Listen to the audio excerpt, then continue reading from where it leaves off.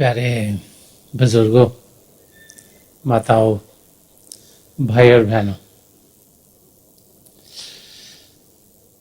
हम सब अपने लिए जो हम सोचते हैं बेहतर है वही अपनी ज़िंदगी में करने की कोशिश करते हैं।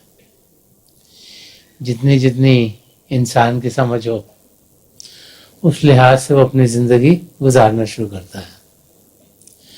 और जब जो ज़िंदगी का मकसद है, जो अपने आप को सही रूप में जानना है, जो पिता परमेश्वर को पाना है, तो उस मकसद को पूरा करने के लिए हम कदम बढ़ाते हैं।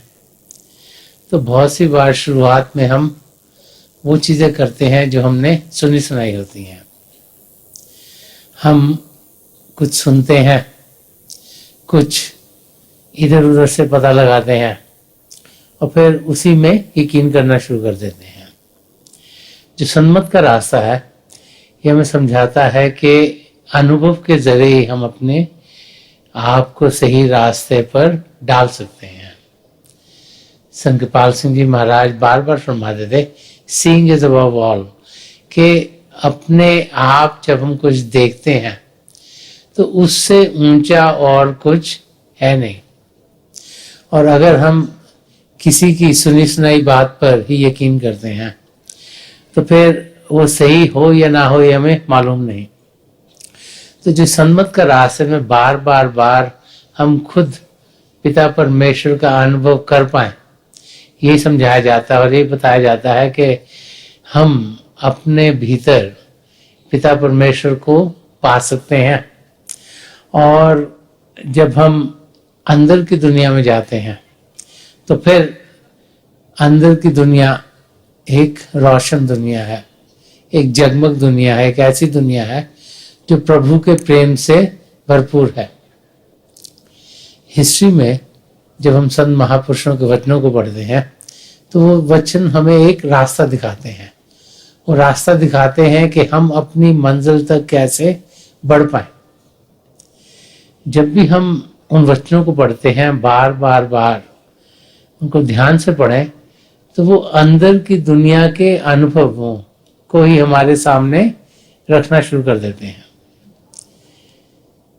आज जबकि हम यहाँ भुवनेश्वर में इकट्ठे हुए हैं, दादू साहब जिन्होंने बहुत कुछ रूहानियत के बारे में कहा, मैं इनके चंद शब्द के हिस्से के लेना चाहूँगा जो समझाते हैं कि जो अंदर का रास्ता है, जो अनुभव का रास्ता है, वो किस किस्म का है और कैसे उस अनुभव को हम अपने जिंदगी में ढाल सकते हैं।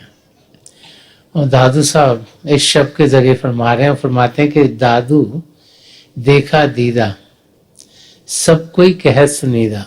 तो कहते हैं मैं आपको वो चीज समझाने की कोशिश कर रहा हूं जो मैंने खुद देखी है, जो मैंने अपने आप अनुभव की, वो नहीं जो कि सुनी सुनाई हो।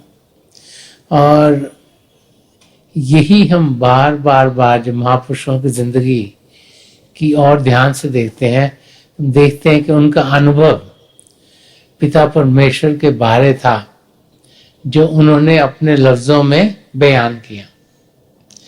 चाहे वो किसी गुफा में अभ्यास करते रहे हों, चाहे किसी पेड़ के नीचे अभ्यास करते रहे हों, लेकिन उनके वो अपने अनुभव थे और वो अनुभव ही उन्होंने हम सब तक अपने अपने लफ्जों में जब जब वो इस धरती पर रहे तब तक वो हमें देते चले गए। तो इस शब्द में दादू साहब ये सुना रहे हैं कि दादू देखा दीदा, कि जो मैंने खुद अनुभव किया, क्या अनुभव किया, इन भारी आंखों से नहीं, जब ये अंदरूनी आंख खुलती है। हम सबको प्रभु ने एक शिव नेत्र दिया है, इसे शिव नेत्र कहें, 10वां द्वार कहें, दिव्य चक्षु कहें, सिंगल या थर्ड आई कहें, कि ये दो आंखों के बीच में ये सब इंसानों को प्रभु ने दी है। जो भी इस शारीरिक रूप में आया, मानव चोले के रूप में आया, उसे ये प्रभु ने देन दी है। और यहां से ही हमारा असली रूप, जो हमारी आत्मा है, वो अंदर की दुनिया में उड़ान करता है। और जब उस यात्रा पर हम जाते हैं जिस पर हम में से हर एक जा सकता है, तो फिर हम देखते हैं कि जिंदगी प्रभु के प्रेम से भरपूर मिलती है। इस शब्द में दादू साहब आगे फरमा रहे हैं कि तरीका क्या है उस अनुभव को करने का। फरमा रहे कि हवा हिरस अंदर बस कीता, तब ये दिल भया सीधा। वो कह रहे हैं जो काम क्रोध लोभ मोह अहंकार है जिनसे हम घिरे हुए हैं, जब उनको मैंने काबू में किया, जब उनके मैं ऊपर उठ पड़ा, तभी जाकर जो सीधा रास्ता है वो मुझे दिखाई दिया। अगर हम अपनी जिंदगी को देखें तो हम सब मन इंद्रियों के घाट पर जीते हैं, और मन इंद्रियों के घाट पर जीते हुए क्योंकि हम अपने आप को सबसे अलग समझते हैं, इसीलिए इंसान के अंदर अहंकार आया था। अहंकार आता है कि मैं सबसे अलग हूं, मैं सबसे बेहतर हूं, मैं सबसे अच्छा हूं। चाहे वो पढ़ाई लिखाई में हो, चाहे इंटेलिजेंस में हो, चाहे कमाई में हो, या अपनी पोजीशन में हो। जब इंसान को अहंकार आता है तो फिर उसे एंगर, क्रोध बहुत जल्दी आता है। कोई भी उसे जब मिलता है जो उसकी मर्जी मुताबिक ना करे तो क्रोध से इंसान भर जाता है। अपने आप को शांत करने के बजाय बहुत से बार जब हमें कुछ मिलता है तो हम और ज्यादा चाहते हैं। एक साइकिल हो तो लगता है स्कूटर हो जाए, स्कूटर लगता है तो कार हो जाए, कार हो गई तो लगता है दो कारें हो। इंसान की जो इच्छाएं हैं, डिजायर्स हैं, वो कभी खत्म नहीं होती। और फिर जैसे जैसे जिंदगी को देखते हैं तो हवस इंसान के अंदर बढ़ती चली जाती है, और जो जो उसे मिलता है उससे लगाव इतना ज्यादा इंसान करता है कि हर समय डर में रहता है कि वो कहीं उससे छूट ना जाए। तो काम क्रोध लोभ मोह ये सब जिंदगी में आते हैं क्योंकि अहंकार, ईगो ने हमें घेरे हुए है, और यही 5 चोर हैं जो हमारी असलियत को हमसे अलग कर देते हैं। यही हमारा ध्यान दुनिया की और हर समय लगाए रखते हैं, यही है जो हमें पिता परमेश्वर से दूर रखते हैं। तो यहां पर दादू साहब यही फरमा रहे हैं कि हवा हिरस अंदर वस कीदा, कि जो ईगो है, अहंकार है, उसको जब मैंने कंट्रोल में किया तब ये दिल भया सीधा, तब असलियत खुलनी शुरू हुई। संत कृपाल सिंह जी महाराज बहुत बार फरमाते थे कि an ethical life is a stepping stone to spirituality, कि जिंदगी में सद्गुणों का होना एक पहला कदम है अपनी मंजिल की ओर जाने के लिए। हमारी मंजिल है अपने आप को जानना, हमारी मंजिल है पिता परमेश्वर को पाना। और जब हम सद्गुणों को अपने अंदर करते हैं, जब सच्चाई की जिंदगी जीते हैं, जब निष्काम सेवा भाव से जीते हैं, जब अहिंसा का रास्ता अपनाते हैं, जब प्रेम से जीते हैं, करुणा से जीते हैं, तब हम जाकर प्रभु को पाने के लायक होते हैं। इस सद्गुणों को जिंदगी में ढालना वही पहला कदम है ताकि हम अपनी मंजिल तक पहुंच पाए। और जब हम अपने आप को स्थिति में कर लेते हैं और फिर शरीर को शांत करते हुए मन को शांत करते हैं, तो आगे क्या होता है वो यहाँ दादू साहब समझा रहे हैं। आगे फरमा रहे कि अनहद नाद गगन गर गर्जा, तब रस खाया अमीदा। कह रहे हैं कि जब मैंने अहंकार को, काम क्रोध लोभ मोह को कंट्रोल में किया, तब मैं सीधे रास्ते पर जाने के लिए तैयार हो गया। और फिर वो रास्ता क्या है? वो अंदर की दुनिया में जाने का रास्ता है। वो अपनी सूरत को यहाँ शिव नेत्र पर एकाग्र करके अपनी सदगुरु की मदद से अंदर की दुनिया में कदम बढ़ाने का रास्ता है। वो कहते जब उस रास्ते में गया तो मैंने अंदर में देखा क्या, सुना क्या, कि अनहद नाद गगन गर गर्जा, कि जैसे बाहर ये आसमान है, गगन है, ऐसे अंदर भी, उन्हें चिदाकाश कहते हैं, कि जैसे आउटर स्पेस है ऐसे इनर स्पेस भी है। और इस जहां के आगे जहां और भी हैं, कि इस जहां में जिसमें हम जी रहे हैं, जिसको हम असली समझते हैं, इसके साथ कंकरेंटली इसी समय पर और जहां भी बस रहे हैं। हम अभी पिंड के देश में जीते हैं। पिंड के देश में हमारी धरती है, आसमान है, सितारे हैं, ये चंद्रमा है, सूर्य है, और ये इस गैलेक्सी में हम जी रहे हैं। पिंड में और भी कई गैलेक्सीज हैं। उसके आगे अन्न का देश है जिससे और चेतन है। उसके आगे ब्रह्मांड का देश है जो और चेतन है। उसके आगे पार ब्रह्म का देश है जो और चेतन है। उसके आगे सचखंड का देश है जो चेतनता से भरपूर है, जहां माया की कोई मिलावट नहीं।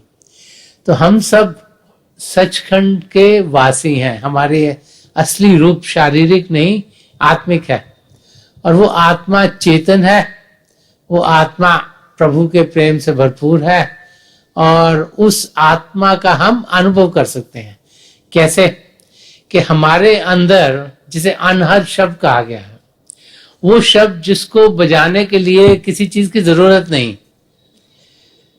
अभी दुनिया में जो भी म्यूजिक होता है उसमें जैसे हारमोनियम है तो आपका हाथ चाहिए बजाने के लिए, अगर आपने को ब्यूगल बजाना है तो मुंह आप इस्तेमाल करते हैं, कुछ भी बजाने के लिए आप शरीर का कोई ना कोई हिस्सा इस्तेमाल करते हैं, तभी म्यूजिक जनरेट होता है।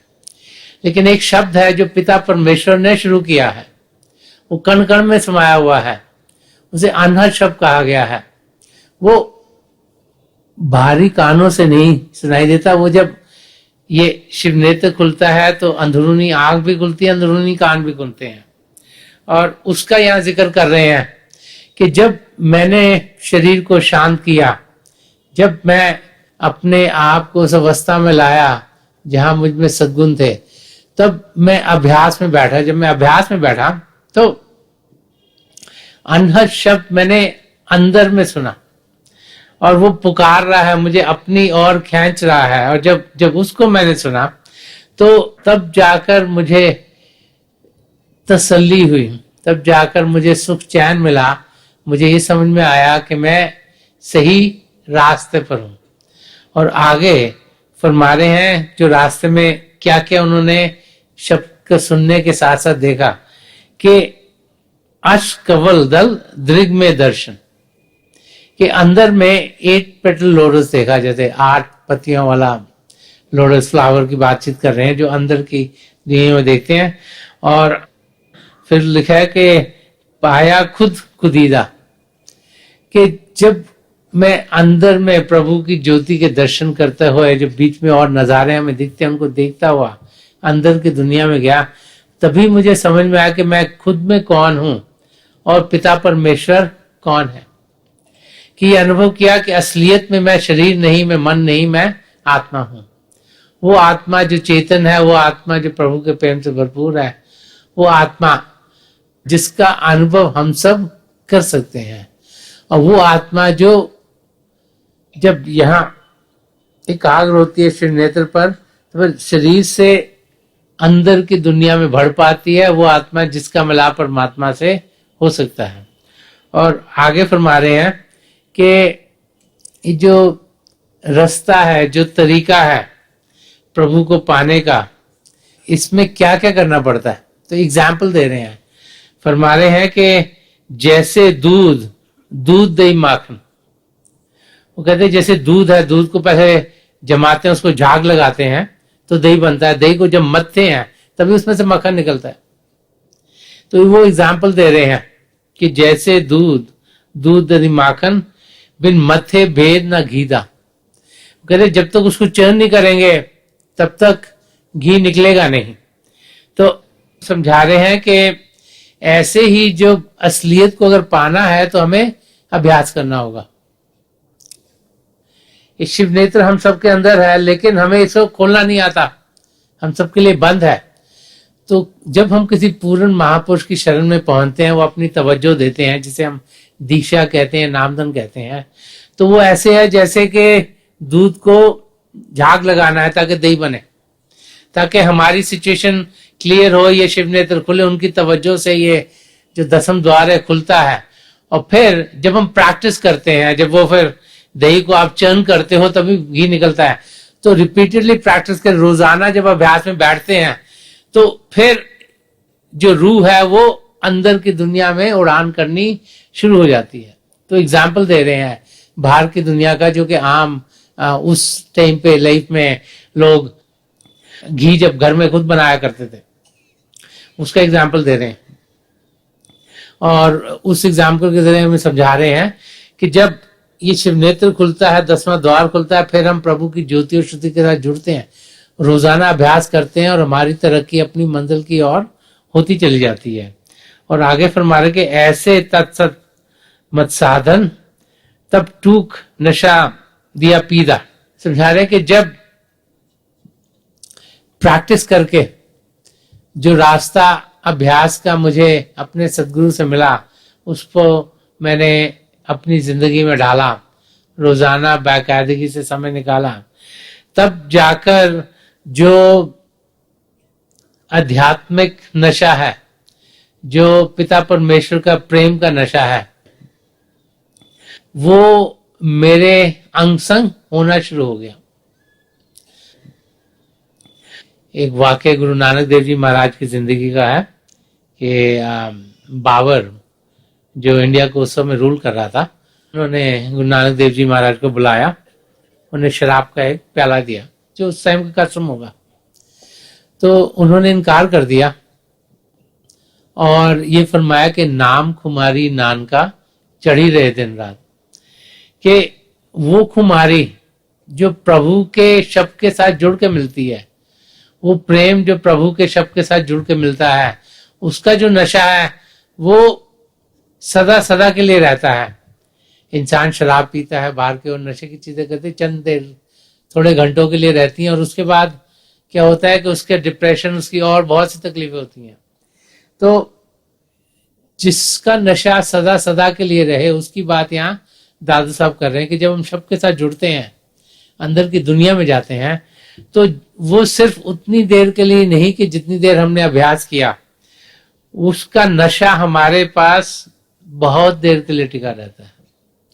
और ये यहाँ पे समझा रहे हैं कि जब मैंने रोजाना प्रैक्टिस की, तो फिर जो प्रभु के शब्द के साथ जुड़ने का नशा है वो हर समय मेरे अंग संग होना शुरू हो गया।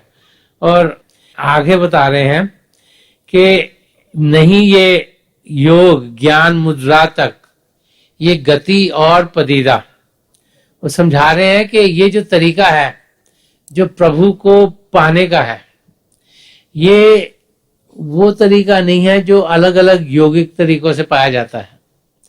जैसे कोई हठ योगा करता है, कोई कर्म योगा करता है, कोई एक किस्म का योगा करता है, कोई लय योगा करता है। तो समझा रहे हैं कि ये यौगिक तरीका नहीं है। तो ये कौन सा तरीका है? इसे संत महापुरुष समझाते हैं कि 3 किस्म के रास्ते हैं जिन पर इंसान जा सकता है। एक ईड़ा जिसे कि लेफ्ट रास्ता कहते हैं, एक पिंगला जिसे राइट रास्ता कहते हैं, एक सुषुम्ना जो बीच का रास्ता है। तो जो संतों का रास्ता वो सुषुम्ना नाड़ी में जाने का है।